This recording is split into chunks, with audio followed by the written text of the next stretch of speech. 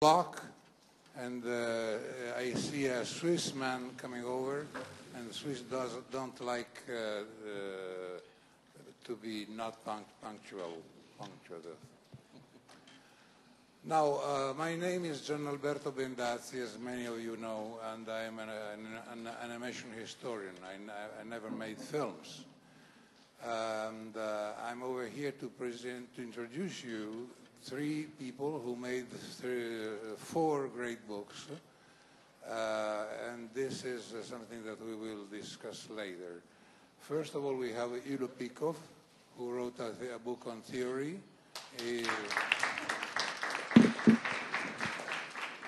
Ülo is a filmmaker and a professor, and now a theoretician, and is from Estonia.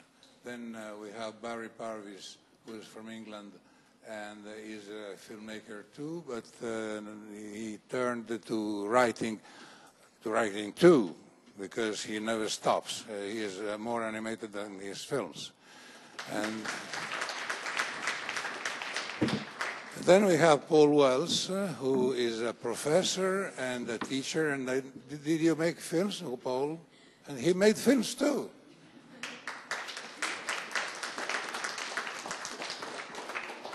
So why are we doing this meeting? Because one of the things that always missed the culture of animation is understanding, is study, is research. Historical research on my side, because I realize how many things are unknown in the history section. And theoretical research, because scholars always devoted their time to cinema. You have a lot of theoreticians working in the field of cinema since 1995, 1996. Here in this country, you had a remarkable guy by the name of Václav Tille, who was a good theoretician. But always they discussed about films, and if they mentioned animation, they really didn't catch the matter. And the matter was almost forgotten and understudied or not studied until the early 50s, let's say. And still we miss a lot of job. Now, about theory, what Ülo did was to do a monograph, which is the second monograph on specialized on theory. The first one being the theory of animation made by Ranko Munitic in Croatian language many years ago. This is a great help, and he will discuss later about it. It's a great help because it is systematic. It touches various aspects. You can agree, learn, disagree, but it's very intelligent and very deep and very subtle. The second book is, the second theoretical book is Paul Wells' one, which title is Understanding Animation. It's wider, and it drives you to the various areas of animation, and in a way it combines with the one written by Ülo, although it was written beforehand. The third book is two books, because Barry Purves decided to write a book with a wrong title, which is Stop Motion. Second, another publisher asked him to write another book, and he rewrote the book with, again, the same title, again wrong, Stop Motion. But Barry is a very intelligent person, and at the end of this discussion, he will realize that he made twice a mistake. Ülo, what do you tell us about your book? Good question. Thank you. And hello, everybody. How to say? What can I? They should read it. Yes, but you started because you were teaching your students. Yes. So you had needs to fulfill. Yes, I started teach animation in 2006, and of course, parallelly, I was looking for books and all kind theoretical material, and I didn't found much. In fact, only Paul Wells' writings and Giannalberto's great book and some others, but not much. I was really amazed. For example, if you go to Amazon and type film theory, you get thousands of books, different books. And if you write animation theory, you get few, or not even them, I guess. If you get just books how to draw Mickey Mouse or how to do some simple things, but not really theoretical books about animation. Could you describe your book? Because they haven't seen it. The book is here. You see the cover, and it's also online. In fact, you can read it for free. Just Google the title. It's called Animasophy, and you will get it. But the book comes also with a DVD. That if you want to see the films I am discussing in the book, having them as a case study, you have to buy it. But for instance, there is a chapter that I disagree with, and this doesn't make us enemies. No, I think there are many chapters you would disagree with. Your chapter on music, for instance. So now you understand that there is a chapter on music. I mean, try to give us the summary of the content of the book. The book is divided to different parts. I'm discussing about space in animation, storytelling in animation, music in animation, characters in animation, and every chapter ends with a case study. There is one film which is also on DVD, and I'm looking more closely the film and how it's used subject there I'm discussing in this specific chapter. Okay. Is there anybody that already has questions for Ülo Pikkov? Because maybe you have always thought that you couldn't understand something, and maybe he did about animation.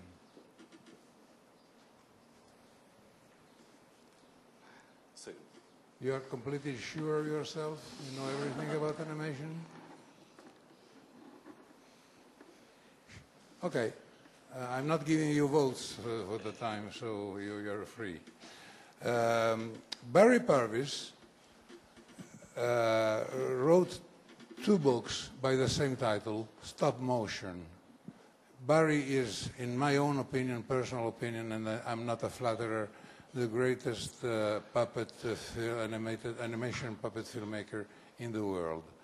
And strangely enough, somebody decided years ago to call puppet animation stop motion. Now, it's a completely wrong word, because you don't stop any motion. It's a frame-by-frame animation. But the first mistake created a lot of more mistakes. And you know that a repeated mistakes becomes a truth. So even he, who knows that it's wrong, wrote the title Stop Motion. But the second mistake he made was to publish two different books with the same title. Now, I love him, but I will not forgive him. So please try to defend yourself. Mistakes. Sounds like a Edith Piaf song or something. Okay, 2 books, 2 different purposes. The first book, which is shown up there in a minute, is why I animate, why I enjoy it. And it's a very personal look at animation. That's the cover of the first book. It's gone now. The second book, which I have here and is very useful to all of you, is I was getting a bit frustrated with a lot of books coming out showing you how to make an armature, how to make a miniature table, but no mention of why are we using animation in the first place? How do we tell stories that are appropriate for animation? Or which technique is appropriate for animation? For example, if you had a great story about a jellyfish swimming under the sea with lots of tendrils and things, I would not do that in stop motion. You know, something transparent like a jellyfish would be really hard to make a model of. And I would suggest perhaps drawn animation is more appropriate, or CG is more appropriate. But I think the book details what the strengths of stop motion are and how it relates to ballet and theatre and film and sculpting. And also it talks about what a puppet is and how you should approach your film getting the most out of a puppet, and also practically how you should build a puppet for your hand and how to design it that it can do what you want it to do. The book is really about why to use animation and how to structure your story around an animated idea. I've included a vast number of photographs, especially from the films that Paul showed this afternoon. If anybody saw the British puppet films, they're all in this book. But it seems to be a very useful book for students who have got an idea, and the book will make them think, yes, animation is the right technique, or maybe it's not. Just because I animate in stop motion, I don't say, that is the only way to animate. There are some subjects I would be very scared of using puppets. Sometimes puppets are not appropriate. For example, a film like The Incredibles would have been hard to do in puppets with all the stretching and the tiny legs and the big heads and things. You know, with stop motion, it's a physical art form. We do have gravity to contend with. So if you make a huge puppet with tiny legs and feet that are 0.5 millimeter, you're going to have problems. You know, maybe it's a drawing that can realize that character better. So this book is aimed at people who are unsure which way to go with animation, and it talks a lot about structure of short films, tells you the importance of acting, the importance of movement, the importance of eyes. Basically, it prepares you to make a film. It asks you a lot of questions that you should ask yourself about your film. So there we go. That is Madame Tuttly Puttly. Does everybody know that film? Has anybody not seen that film? It is a beautiful puppet film, and the eyes are real human eyes matted into this little puppet, and the effect is quite extraordinary.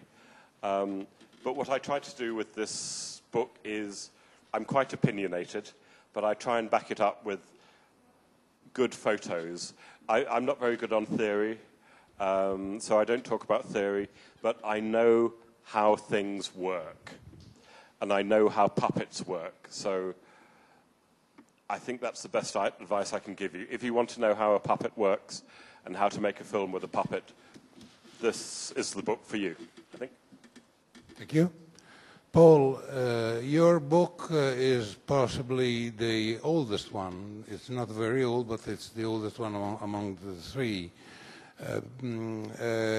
You are you have been for 10 years probably the most productive and the most creative intellectual in the field of animation theory and criticism.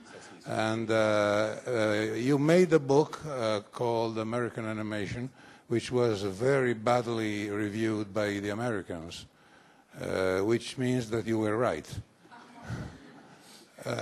So could you please introduce this book of yours and the design that takes you to write these books that you wrote? Let's see. I think I've published now maybe 10 full-length books about animation, each of which deal with a different approach to the form in one way or another. When I first started writing about animation, I was actually, at that time, directing a theatre production of Truman Capote's In Cold Blood. And I was asked to do some drama teaching off the back of that production, and also some other teaching about something I liked at a fairly progressive college. And the something I liked was animated films. And I was really excited about putting a course on about animated films. Because I was getting some other kinds of publicity, though, because of the theatre work that I was doing, and that I'd made some TV and some radio at that time, someone found out that I was teaching about animation, about cartoons. And a very conservative national newspaper in the UK, the Daily Mail, rang me up and said, "We think it's terrible that you're teaching about cartoons. What value could cartoons ever be?" And so I did a big article explaining why cartoons were very important and why animation was very important. I was then on the television, talking about that, and then I was asked to write books about it. And Understanding Animation was my very passionate, very naive, very committed defense of a history of animation, of some approaches about thinking about it, and some films that I very much valued at the time. And I'd seen, for example, Barry's film, Screenplay, which is in that book, and I tried to give a sense of what it was about and why it was important. And the book was just taken up in many, many colleges and universities who wanted to try and teach and engage with animation. And I was extremely lucky that the timing of that book seemed to find a moment when animation was very popular. More and more universities and colleges wanted to teach it, and it just happened that this book sort of had a very good piece of timing. The real problem for me is that they've wanted me to do a second edition of it for quite a long time, and the field has moved on so much since the time I wrote it that I have to basically completely rewrite the book. And one of the things I'm most frightened of is the fact that I will lose its tone, because I get an email about the book every week from across the world still asking me about something in it, and it's been very good for me. So I don't know whether that answers the question.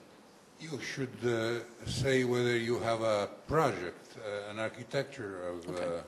Largely, when I was thinking about the book, because I was very involved in, as it were, the contemporary media at that time, that in essence, I kind of took a kind of media theory approach. I was trying to find a language of animation. Was there something distinctive about the animated form? And I tried to articulate that in terms of narrative. I tried to articulate some ideas about comedy in animation, because many people associate, obviously, a lot of cartoons with comedy, and I tried to think about that. I tried to think about representation, what kind of things are going on in animated films, and how are issues represented. And I did a little audience study of basically how people responded to largely Disney animation. It's a very small study, but it tried to suggest that all of us have got a very interesting response to animated films, and maybe one that's different from live action. Can I ask a question? Yes? I'm going to ask the audience a question. Turning the tables here. What books would you like to see about animation? What aspects? Oh, I know the answer. Giannalberto Bendazzi's World History of Animation. That we're not in. Okay. Okay, audience, this is your chance to ask some authors to write a book. What would you like a book about? What would help you?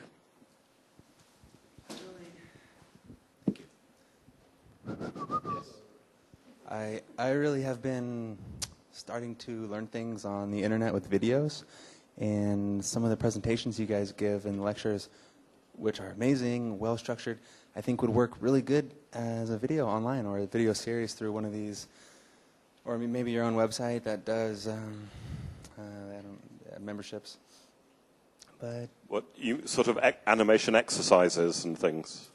Yeah, absolutely. Yes. Technical aspects, and it's really interesting.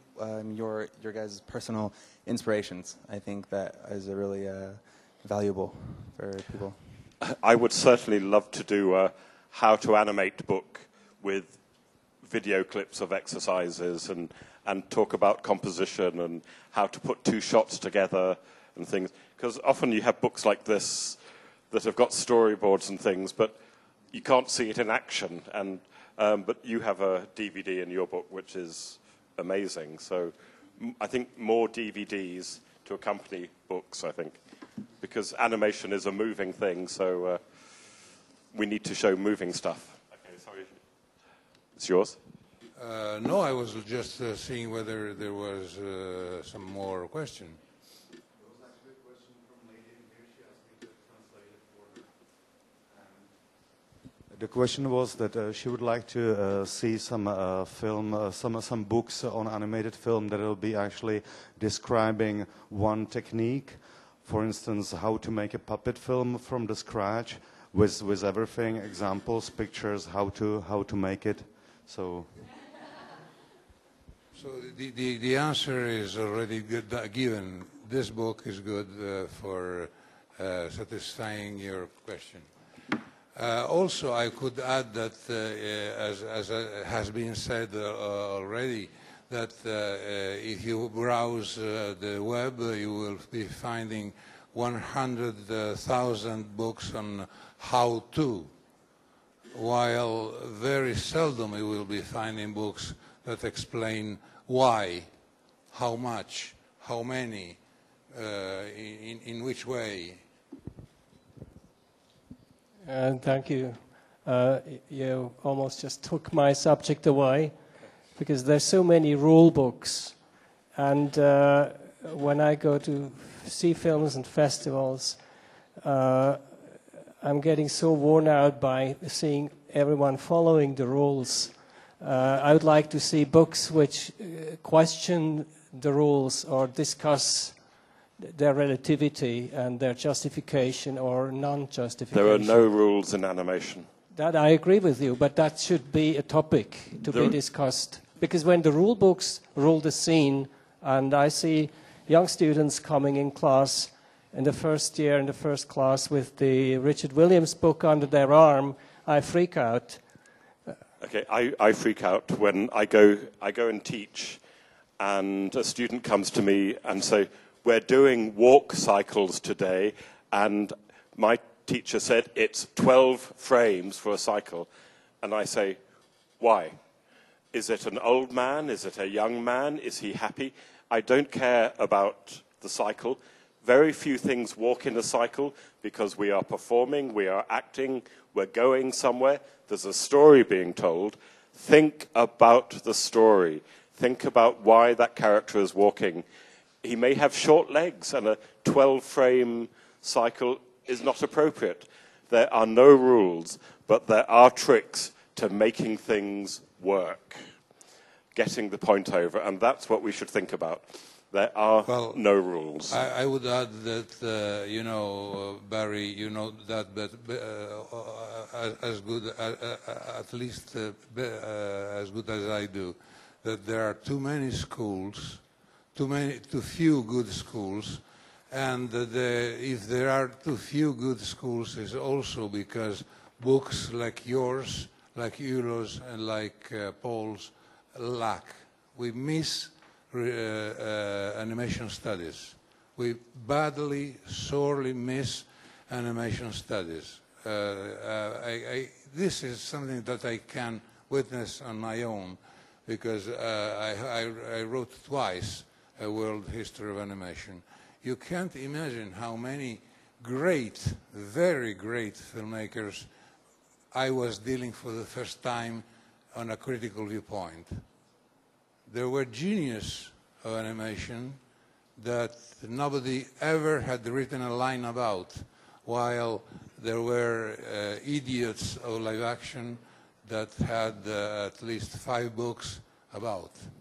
So this is also one of the reasons why bad teachers and bad students follow the rules. My hope is that good teacher will teach some idea and wake my brains out. Okay, I'm on my high horse again. Schools. There's a noticeable lack of history of introducing how we got here in schools. Too often, just the visual side is concentrated on. Sound seems to be something, from my experience, that happens on the last day. Music, okay, day one of a course of a school that I run, we sit down, hello everybody, great. Let's watch King Kong. It's black and white. You know, let's have a dance class. Let's learn about music. Let's tell a story. Tell me about your life. What interests you? What do you want to communicate to somebody else? Let's not talk about armatures. Let's not talk about computer programs. Let's talk about characters. Let's talk about you, why you're here, why you want to make films. And let's look at films people have made. Let's inspire, you know, let's switch off the computer for the first term. Let's go and have a tango class. Let's go and watch a Botticelli painting see how the story is told in a painting. Let's be aware of the arts and let's talk to each other. Sorry. Ulo, you ought to talk about how your institution has taught animation, because it's very interesting and relates very much to what you've been doing, doesn't it?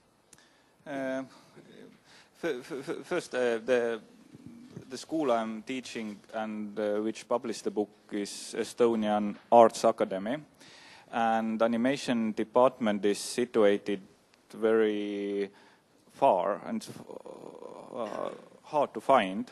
That pupils who have found the door already have shown the intelligent that who already have found a way there. They are, let's say, already sifted.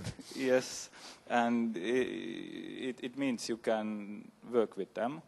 It's maybe the first rule should be that it shouldn't be easy to get cameras,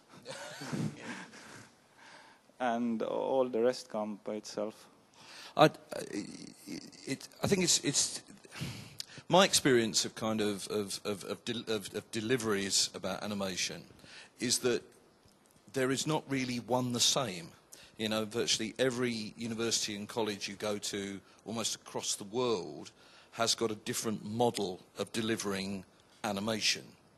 And it all depends on where they believe the focus of the students is.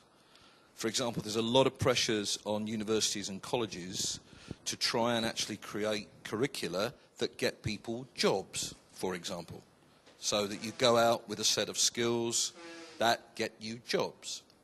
some institutions commit to the idea of individual filmmaking on the basis that an auteur film might demonstrate your skills and enable you to be a filmmaker. And there are many other variations. And the reason I really am saying that is because even though we might be passionate about animation and how it's made and our desires to make it in a very particular way, animation, like all subjects, it's not divorced from the marketplace, not divorced from the real world, you know. And young people, in a certain sense, are in that real world. And so when Barry asked the question, what kind of books would you like us to produce? One of the kind of issues there is about what world are you now in that, as it were, demands these things. I think it's interesting that you said immediately that the book itself, a book, might not be enough. For your generation, perhaps, it's much more about online stuff, it's about moving image stuff, it's about different ways of publishing more than it is the idea perhaps of a book. Now that might be a very contentious idea, and I just wondered what people might think about that. Just adding to that, do people read books or do we just look at the pictures? Well, I'd like to add something else. Of course, there is a hell of a difference between education and training. And if you want to be trained to become Walt Disney, DreamWorks, Pixar, etc., animation, you should better not to think with your own head. So you learn the 12 rules of Walt Disney. And I... Go on. Go on. Then you kill me. Now wait. While normally we try to open minds and tell the young people that they have a whole universe open to them, provided that they open their mind. My own experience is as a professor at the University of Milan, not to filmmakers, but to film critics. And it was a very good experience because I remember how great the reaction was by people of 21 who were already prepared to the language of live action films and were reacting almost by shouting to the novelties that they were being exposed to. So they opened their mind, and in 7 years of teaching, I can boast that I had a lot of very good, extremely good students who will not probably continue doing research in the field, but will anyway approach art in a different way, in a much more open way. Kill me. I would never kill you. You're too nice. He's our boy. He's our boy. Let me just tell you about just Giannalberto in that way. Without Giannalberto's work, we wouldn't have a platform by which to understand how animation as a history, as a form, and as a theory might be possible. So it's very important that we have that platform. But what it leads us to, for me, is that one of the real problems is that courses divorce theory from practice, from history. And what we really need to do is to bring theories of practice together and practices of theory together. And much of the time, what that will bring out, I believe, and certainly in deliveries where I've seen that happening, is the fact that people develop both a research head, they know how to find things out, they have a theoretical head, they know how to conceptualize things, but they also know how to practice in a way that's actually, yes, potentially, if they wanted to, geared to a pipeline of a major studio, but at the same time has still got them the tools and the resources to make their own films. And that kind of delivery, thankfully is beginning to happen in certain parts of the world. And for me, anyway, what is encouraging about that is that it mutually recognises that, for example, at Pixar, though we might see that as profoundly mainstream entertainment, all of those people there are valued for their artistry and what they contribute and why they contribute to that storytelling, to that technique, to that practice. But on the other hand, there's still an admiration and an engagement with auteurs like Barry. And that's really the kind of balance that I want to see in deliveries, because I've never wanted to see these things separated. The more you separate them, the more it seems to me that you misrepresent the form. And that's really, I think, what I've tried to do over the years, is to try and say they are together and they work together in that way.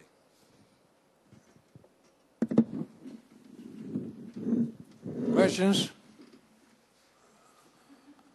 Answers? We have one, and we will be waiting for the translation. Okay. I have one question on all of you. Giannalberto at the beginning mentioned some differences between American and European approach to animation studies. Could you describe the differences as you see them? Yeah.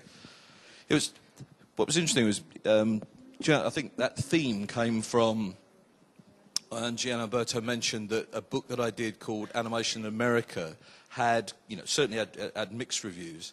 But what was really interesting was that its subsequent life has been really interesting, because the more it stayed in American curricula, the more people have recognised what I was trying to do with that.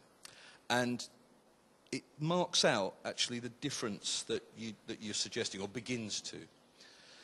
When Charles Solomon wrote a book called The History of Animation, it was only the history, and a selective history, of the American animated cartoon. I really took exception to that for two reasons. One, that American animation history itself was different and wasn't just about what he wrote about, but more importantly, far more significantly, that there was a global history of animation that had been tracked by Giannalberto, and that needed far greater respect. What happened in American curricula was that there was a preoccupation for a long time only with the American animated cartoon and the practices of the big studios. And the theory and history that was coming from European texts was beginning to change curricula. And it was really funny, because for me, when I started to get books on American curricula and started to go to America regularly, there was this recognition that they had a very limited view of how to approach the form, which was pretty much what Giannalberto was suggesting. Whereas now many curricula are deciding that they want to be far more open with the nature of what their students can achieve. So in many senses, it's about, the shift has come with a kind of a different European sensibility about theory and history as well as practice, that some American curricula, certainly the less conservative American curricula, have actually gone into. And of course, in places like Cal Arts, that's always been the case, but people only remember Cal Arts for the Disney graduates, rather than for a lot of also the experimental film graduates that came through there. Barry? That's such a big question, the difference between America and the rest of the world. Well, I can tell you that we, the Italians, discovered it. Okay.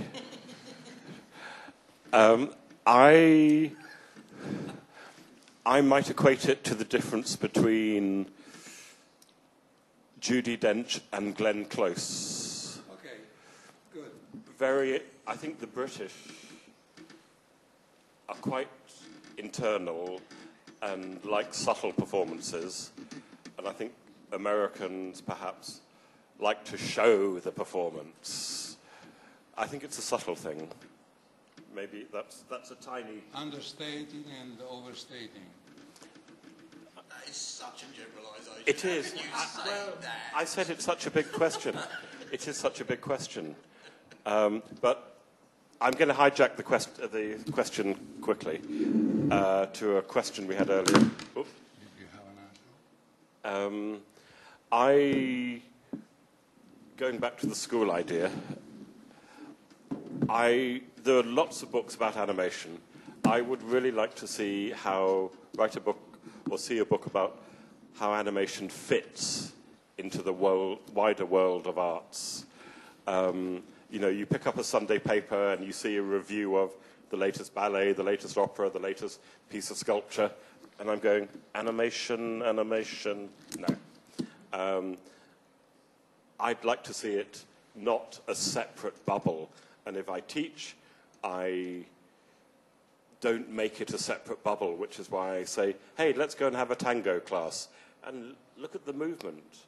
So that's the book I would like to write. So back to the question. I'm terrible here. I talk too much. And the gentleman has a question for the lady as well. First, yes. I just wanted to comment that I think it's not only in animation, but in film studies general, that all the big countries see themselves as the middle point of the film history. If you read Russian theory books about films and also about animation, it's they are inventing everything, and it's not only European and American, but there are many views that. But what I think, which the biggest problem is a lack of theory books. There is no right or wrong text about animation or films. It's we're missing the discussion that it would be even nice to write some books which no one agrees, but which push other people to write about. That maybe the next book, maybe Paul, you should write something that people get really angry. All the filmmakers will throw the pencil away and will start to type text. It's very. Do you know what Barry once said to me?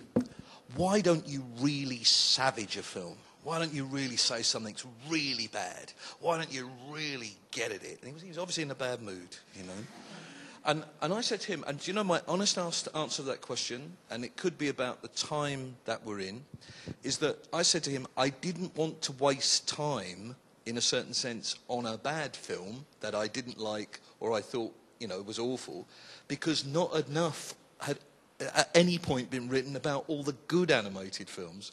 So most of my work, and most I know of other people's work really, is still dedicated to recovering animation. We're still in that phase, I think, of trying to recover the real importance of animation, even after 100 years of its existence. Well, okay, going on from that idea, the good and the bad, I think we should write a book about how it works and how it doesn't work. No, that's true, yeah. Simple as that. Yeah. Question over here. Question from the lady. If you could give some tips for the students present in here, for the students who are spending their time with animated film, if there are some things they should do, they shouldn't do, if there's some advice for them.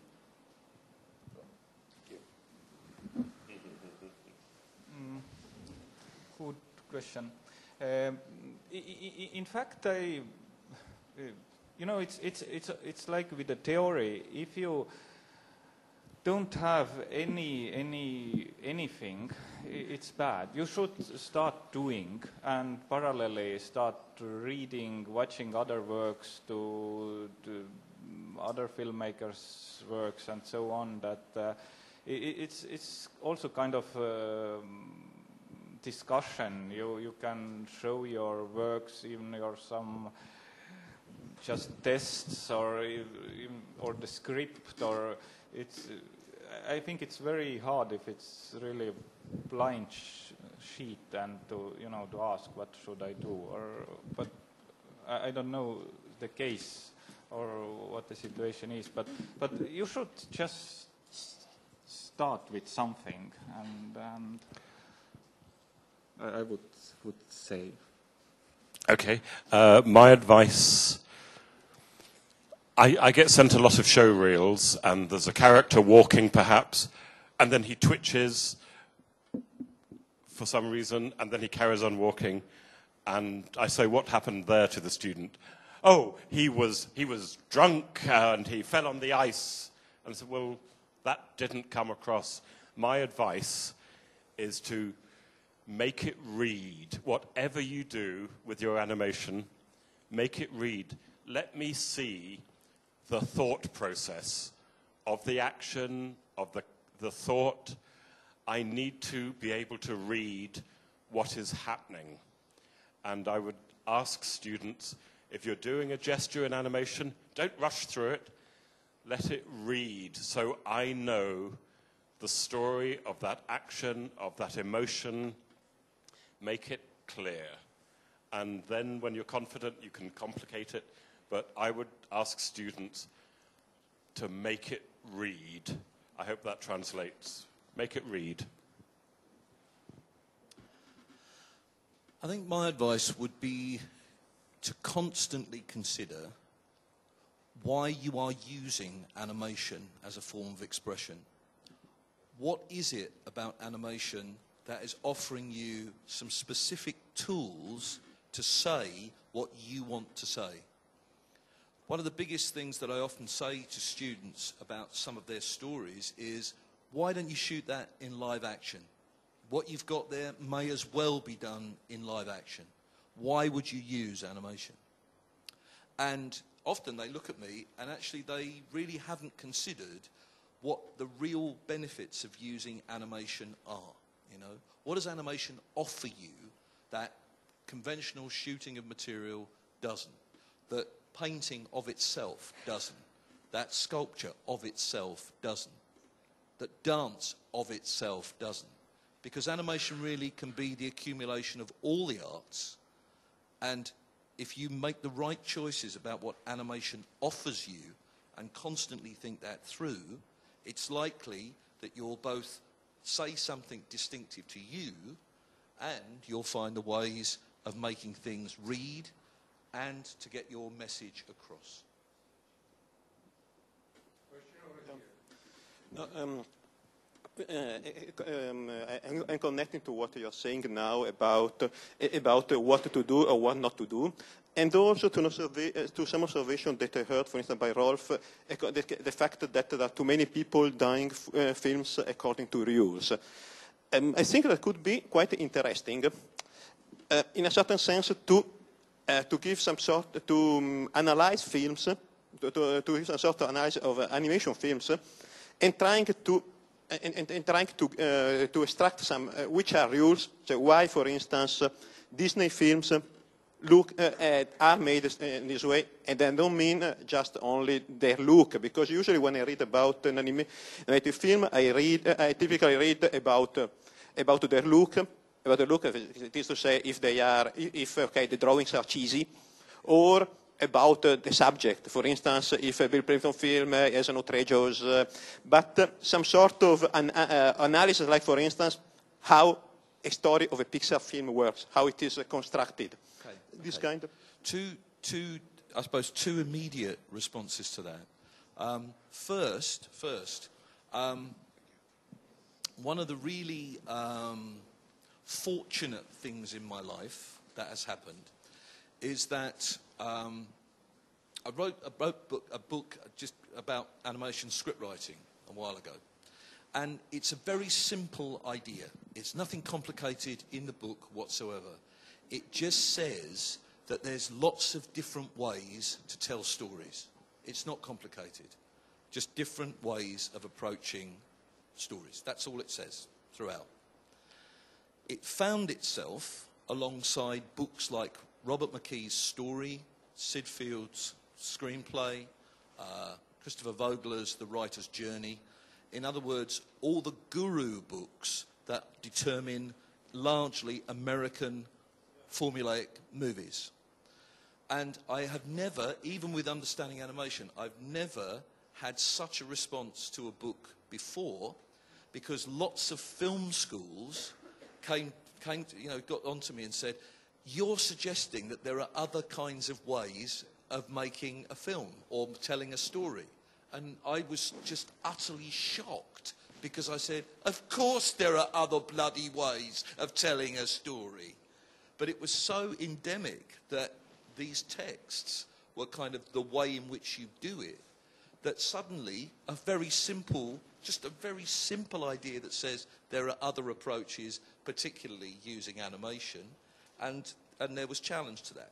So the other point I would make is that one of our difficulties is the way in which, in a certain sense, animation studies or film studies works in the academy, you know, because lots of people, for the most part, when they write a book, are writing for themselves. They're writing for their academic identity, not necessarily for a field. And what we've got to try and do, I think, is take more risks when we do write books, so that we ask more questions like that one, and that we start to actually use all the ingenuity of people who are actually making films. If you look at all the films that we have watched, they have been so diverse and so different. So if that's already going on, can we reflect it better? Let's take, for instance, a masterpiece like Father and Daughter. The animation is minimal, but let's take another film by Michael Dudek de Wit, The Monk and the Fish. You'll see that if you show this film to those professors, they will die by the surprise on how a movement can be invented. And everybody who breaks a rule is breaking a new step for people to proceed. I just wanted to add a little historical note. The first text that deals with theory of animation in Europe was written in 1919, and in America in 1949. This is, in a way, an explanation of how and why Americans don't like theory and don't like thinking very much deeply about what they do. Because the text that I'm mentioning from America was made by John Hubley himself, who was extremely surprised that animation could be something else than telling the story of a mice, of some mice, and then some ducks, etc. But it could also be used to teach the soldiers how to withdraw from dangers or how to use weapons.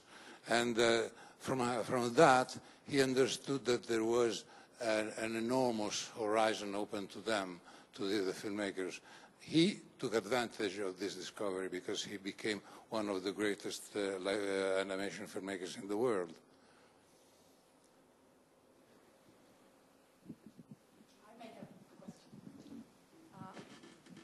We were talking about understanding animation. I sometimes get people tell me, well, you're in animation and that's just for you intellectuals. I don't get it. I don't understand it. I guess my question would be, to which extent should a filmmaker take into consideration the people out there and at the same time maintain the quality and maintain his thoughts, his authority? And to which extent you as people who explain animation should talk to the public and encourage people to not to fear that they don't understand, to explain to them that they don't have to understand everything.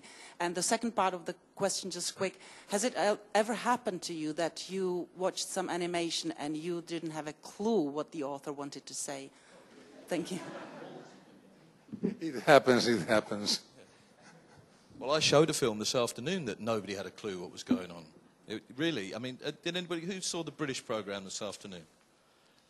And who watched the 10 mark and said, and was thinking, what can this possibly, you know, these young ladies up here came up to ask me afterwards, what was that about, you know, and they were not alone in that. So there's just one example. And it's okay. I don't know what it's about either. I just thought it was quite interesting to show, to see if I got reactions like that. So that was very interesting. If it created a reaction, it functioned. It created a reaction. It did, for sure. You know. Anyway, just to briefly answer your question, my take on that is that at all points, it's like when you write books as well, you know, if you create something, whether it's a book or a film or whatever you're doing, there's much of me that says you are desiring that someone connects with it. You want someone to read your book, you want someone to watch your film, you want somebody to engage with what you are doing. So to that end, my feeling is that you have to try and balance what you want to say with the desire that you are connecting with an audience, and that has to be a key thought. I know, for example, in relation to books, one of the biggest things for me is to try and get the books published in other languages and to get the widest distribution so that there's the greater possibility that people might read the books. And then they can say, that's rubbish, Paul, I'm going to write my book. And that's, you know, that's always been my desire. And whatever I've done film-wise or radio or television-wise, the thought has been the same. Who am I speaking to and what am I trying to communicate with them? So certainly the role of the audience, very important. Just quickly,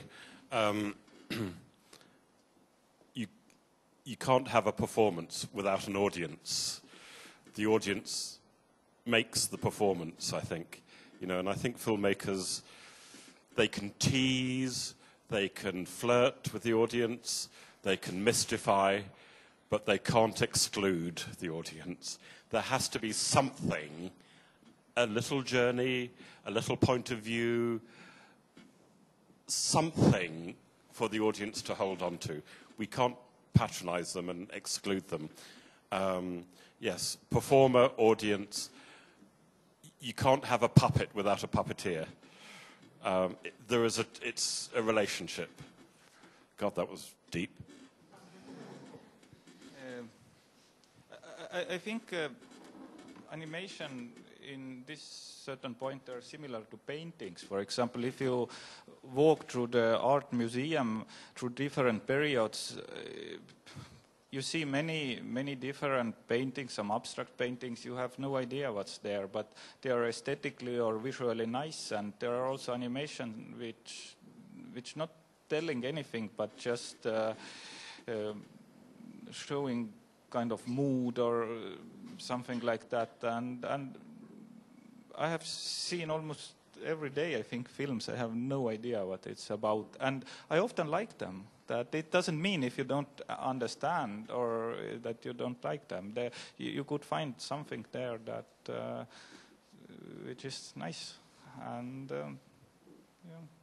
But I just wanted to respond that I think there could be films which are, you know, meant not for an audience, or just like some diaries or some, and I especially like them then where the audience is not considered at all. And interesting approaches. I have a question for you all. Do you trust us? I mean, we are 4 people who write books on animation, and I think that we all lost money. So if we did that as a labor of love. Therefore, we did so because we believed in what we were saying. At least you should think that what we are trying to do is an honest job for you and for the readers. Because otherwise we would spend our time making books very full illustrated with Donald Duck, Daffy Duck, and the other ducks, and put them on the coffee table and look at and having guests look at them and saying, "Oh, you deal with these things. You're good intellectual." Therefore, at least you all who are here, please listen to our words that might be wrong but are certainly honest. If one was thinks that I'm dishonest, please tell me and then I might fly away. I personally trust you all. And I'm maybe going back to Barry's first question, that what kind of book would we appreciate? I'm teaching animation history in the school, and I'm screening the films from the 20s, 50s, and stuff like that. And sometimes the students are so there that they just say, I don't understand that. And we are trying to find some analysis of the film, like a very basic one. Sometimes they are really ashamed that they don't understand. They are really ashamed to say, I don't understand that book, because there's too much text, and I really don't know what he's talking about. And I'm trying to make this deep analysis, like each little piece of the film, what it means, why he moves this way, why this was cut like this, why this is white color, and about the music. For me, it would be really nice to have a book written by you four, talking about why the good films are good. Like deep analysis, maybe very basic ones, because it's about the language of animation in practice. You know, when you are reading about it, you can perfectly understand. Yeah. It's not a theory. Staple them together. There you go. But my sense of that as well is that I think you really. I mean, I've taught animation differently as I've got older, and therefore in relation to the people in front of me who seem to be getting younger and younger, you know. Their view of the world is probably a very different one from my one, and so certainly one of the ways in which the early parts of any course that I've ever done are about trying to find out who I'm teaching and what they engage with and how they engage with it. And then to try and find from my own knowledges the way in which you might find certain films or certain points of connection that fit with the very people in front of you. And one of the things that we might best say is that even if there was a book that said, here is a good book saying why animated films in general are good, the most important thing really is to really extend the literature in general, that we should have lots more publication. It comes back to Ulo's point about, you know, you can get any amount of books, and indeed Giannalberto's, about film and film study of any sort, you know. We need so much more publishing in animation, and we need lots of you as practitioners, as writers, as people who are connected with animation and thinking about animation to, you know, to perhaps contribute to that literature. And this is a small plug, and I didn't really mean to do this, but I might as well, is that I've started a journal called Animation, Practice, Process and Production. And it's about fundamentally trying to get different approaches from people who are practitioners, who are people who want to try and write about the thing that they do without the burden, say, of critical theory, but to write intelligently, resourcefully, pragmatically about what they do. If any of you are interested in that journal and even contributing to it, please come and ask me about it afterwards. If you want to know it, I believe you too. But I would like to ask about the publishing, the books, about the publishers. What about their demands of you? They want to put something in the books because they have to know that the thinking about animation is still completely out of the main view. So what about this?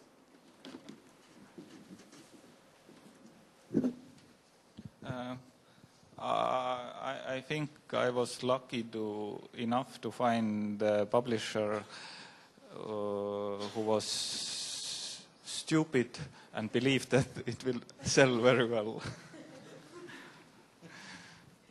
That's my story. I had a very good publisher for that book. They specialize in audio-visual arts, and the book is called Stop Motion, but they were nervous when I started talking about ballet and dance and opera and anything outside of animation. And this is my goal, is to say animation is related to poetry and sculpture and movement, and that. But I managed to get photos of dancers and things in there. But there's still this perception that animation is a bubble, not related, and I want to burst the bubble. I've got to tell you, I'm really, really fortunate, you know. So my case isn't a typical one. I have always been asked by publishers to publish books. So I've not had to approach publishers. What I do with publishers is to negotiate, though, what I want to do before I commit to a contract. And that, I said earlier about maybe, certainly I waive my fees in order to get translations, better illustration, and distribution. You have a fee? Well, they offered me one, but I put it back, you know, into the pot. And basically, with each project, what I've tried to do to address, you know, certainly what Barry was just talking about, different kind of constituencies of the field.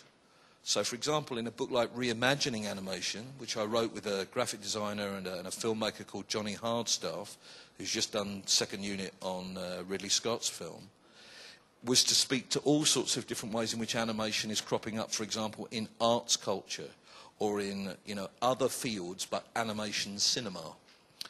And drawing for animation, to try and look at drawing, work with Joanna Quinn on that in terms of thinking about drawing and animation. Animated bestiary up there at the moment, representations of animals in animation, so that each project tries to speak to a different field. And the book I'm writing at the moment is about animation and its relationship to sport, because these are big areas of relationship in terms of the body and representation. And so with each project, I'm trying to just open up a field and open up a set of disciplines to speak to different audiences and constituencies. And that's really my agenda. I will not answer about my publishers, but I can answer about my country. Let's say 90% of what I wrote was published abroad. And I happened to write an essay on Alexeyev, which was translated into 15 languages, and now probably it will be translated into Italian. Rolf Bechler. I want to give an answer to Barry's question about the books we want to read, and in reference to a question came from behind, a lady was asking for tips and tricks how to succeed in making good animation. I have a very innate skepticism against anything that answers question. There is too many books which try to give answers to help the newcomers to avoid the mistakes, when I think they should make all the mistakes. That's the best way of learning. And therefore, I'd rather like to have books which don't answer questions, but which, in response, raise other questions which oblige me to find the good answer, the answer which suits me. And so there should be more books about more questions than those who answer and give tips and tricks like how to succeed to make the best fried eggs. I will answer maybe or respond. I agree, and especially I want to say to younger people that it's part of intelligent if you work on animation field that you know your colleagues' work, the theory, but there is always path for your own way that that don't get established, immediately with the first film. For example, I think you all know David O'Reilly's films. If he would be reading our books, maybe he wouldn't do the films, which are really great films. That there is always, your own way. But if you don't know anything what others do, you may easily badly copy them or do some stupid mistakes that don't take everything as a 100% sure, which is written down or what other filmmakers have done. But what is funny about that is that actually one of the most common responses to my books is people emailing me or coming up to me and saying, "Your book got me through my dissertation." And, not the practice, but the dissertation. And David is one of those, I made my film, but your book's got me through my dissertation. Which is really funny, And it's that thing about it, unless we join things up a bit better, then we probably are not getting that sort of mixed economy of approach that I think you best need to do that very sort of provoking, really, and stimulating, and sort of making people curious to think for themselves. And that's really at the heart of any decent higher education anyway, I think, Yes, I'd like to come back to the trusting thing. When I was a student, I didn't trust sometimes, but it keeps me awake and attentive. So to my students, I say, don't trust in me, that they reflecting also the thing. So I trust in the students, but they don't trust too much in me. So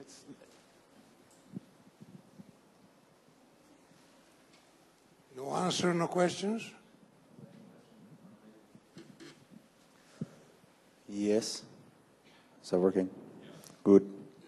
This is for Barry. And your question that you asked us, again, on what we want, or what I want specifically, because I'm not an animator, so unfortunately I haven't read any of your guys' books. But I'm really interested in the relationship between the filmmaker and what he wants musically, and what he wants from the composer. And I see this chapter in one of these books here in the index. It's just one small part, but I'd really love to read about some expanded sections about music and how you guys deal with the composers and things like that. Some starting places for that is that thankfully, an animation literature is growing, and there's three, at least 3 or 4 sources now that I could give you afterwards of books that relate animation and sound absolutely specifically and explicitly, and that might start you on a literature that's pertinent to your stuff. So I'll give you those references afterwards. You also could browse the internet. There is the visual music website. That picks up all the kind of experimental film of people like Oskar Fischinger and that kind of relationship with that period too, and there's tremendous stuff on that. The mic? Who wants the mic?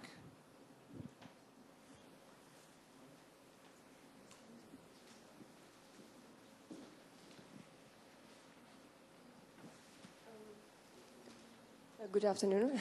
Do you think that animation is grateful for adults? I mean that not many programs in television, for example, is not for adults, only for children. So what do you think about adults? For a good number of years, certainly animation studies particularly was kind of held back or dismissed by the view that animation was only apparently for children or for entertainment. But having said that, I think there is a sea change to a certain extent in recent years within the academy, within universities and colleges, about taking animation more seriously and seeing finally that, of course, all animation is made by adults, whether it's for children or not.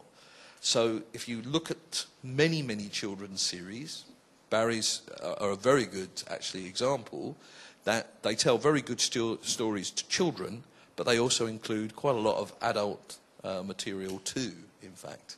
And I would say that that's the case for all animation since, you know, the beginning of the history of animation. Even any kind of material that's actually been made for children still has a lot of adult flavour. And it's about getting people to see these kind of films afresh. And one of the reasons, for example, just to pick up when Giannalberto said to me about a way in which I might set up a theoretical idea, still in my life, it's the case that a question I asked in understanding animation keeps coming back to me. I asked the question, is Jerry a girl? And that was Jerry Mouse in the Tom and Jerry films. And I asked the question, is Jerry a girl? And I still get letters from all over the world saying when he's a boy, when he's a girl, if he's a boy, if he's a girl, if he's a boy and girl in the same cartoon, etc., etc. And the point that I was making was that animation is so fluid that Jerry Mouse can have masculine traits, feminine traits, other kinds of traits, all within seconds. And animation is a hugely fluid language of expression. And it was to challenge prevailing views of how we see things. So the biggest thing is that what we need to educate people to do is to see animation as a kind of different language, as a different way of expressing things. And I think once they see that, they'll see the differences between adult and children, children and adult, but they'll probably combine them anyway. I would add that historically, animation was born as an adult form.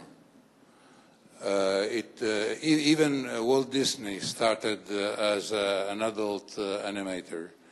Then in the early 30s, he discovered that he had a huge potential for children audience. Then the immense power of Disney imposed the idea that any kind of animation is for children. But as far as 1951, UPA challenged this concept, and all the auteur movement of the 60s, 70s, 80s, 90s, 2000s is there to show that adults are trying to rescue animation from the kindergarten. One of the things that I would say as an addition to that is that the biggest issue, I think, that consolidated animation, shall we say, as a children's form, was not so much the films themselves, but the evolution of the theme parks.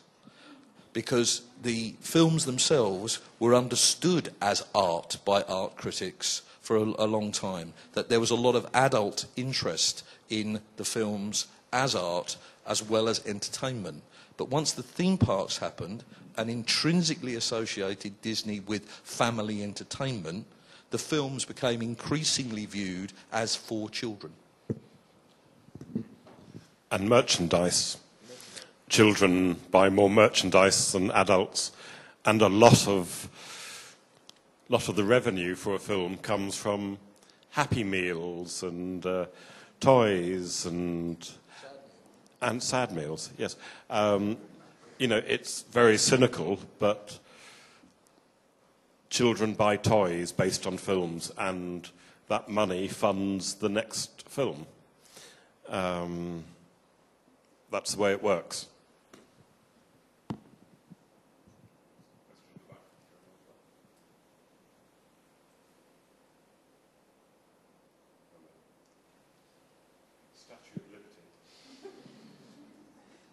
Nothing more? I have a question, the last one. I would like to know what is the difference between live action and animation.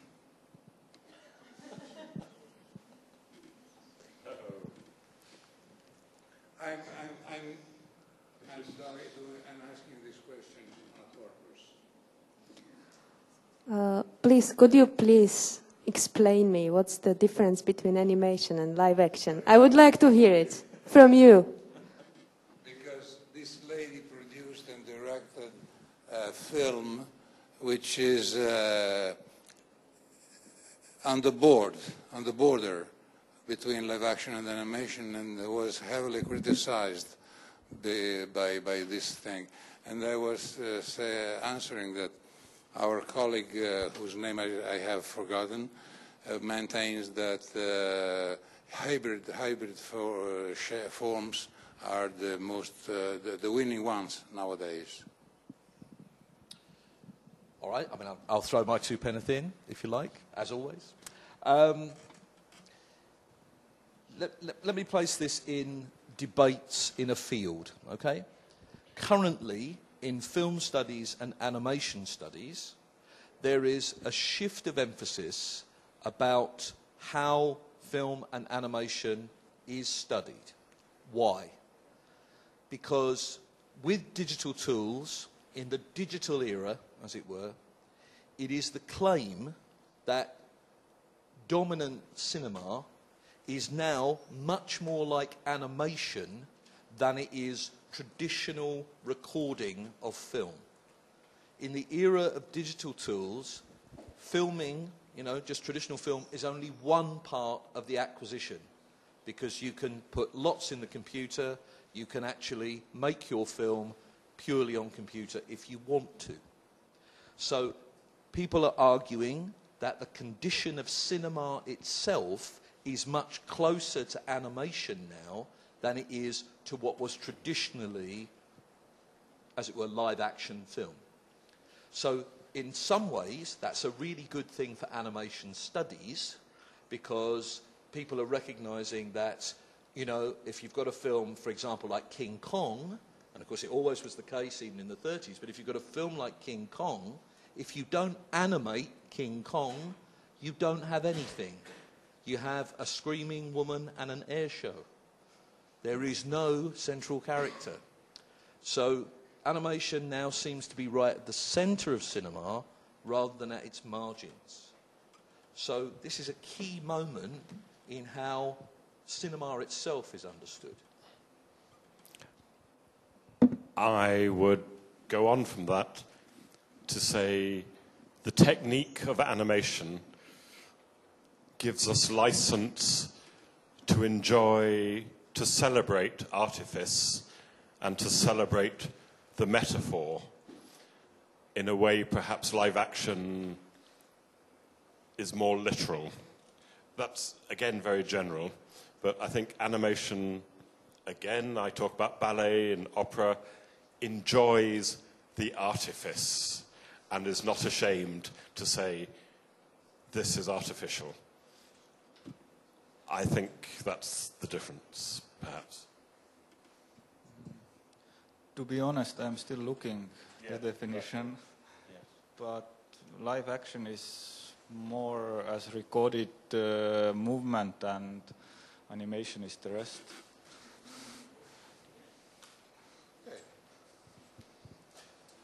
So if nobody else has any question, either now or never, goodbye.